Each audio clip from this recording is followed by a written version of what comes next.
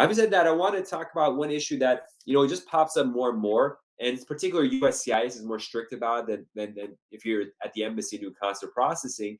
And this is regards to birth certificates from various countries. Anya and I work a lot on every country in the world, essentially,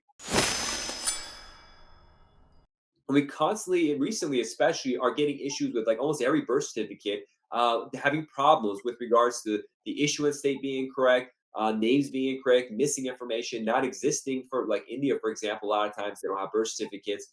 Could you talk about the one issue in particular that I want people to be aware of, which is late registration of your birth certificate, what that means and why it's an issue?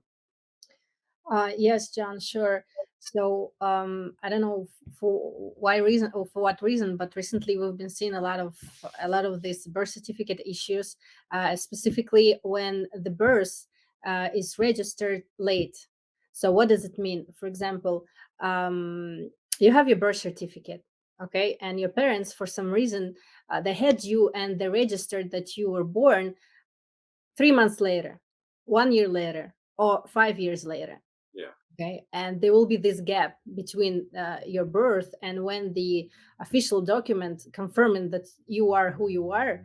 Um, there will be this gap between these two dates, Yeah. and that's what USCIS is looking into.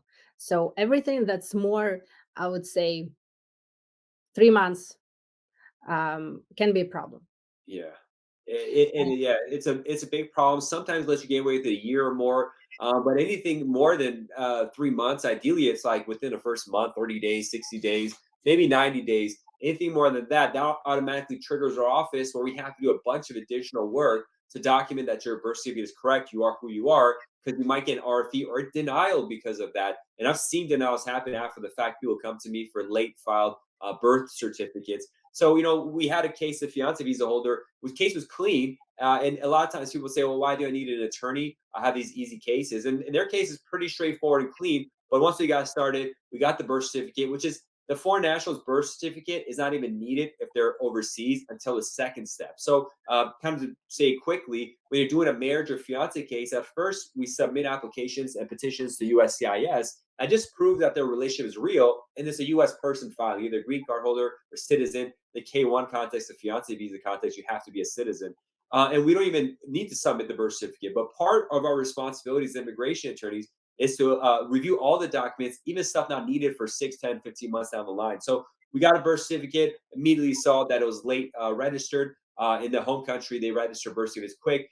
Now they need to figure out why that happened and get additional documents, affidavits, school records, medical records, all these kind of different things to prove this person is who they are, the parents are their names, because it could get denied. Now, the embassies are a little more easygoing about this, but USCIS in the last 2 years has gotten extremely strict.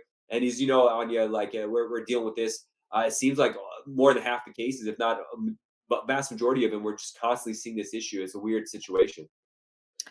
Yes, John. What I would love to add is that it might not be only the reason for the denial, but for sure it's gonna delay your case. Mhm.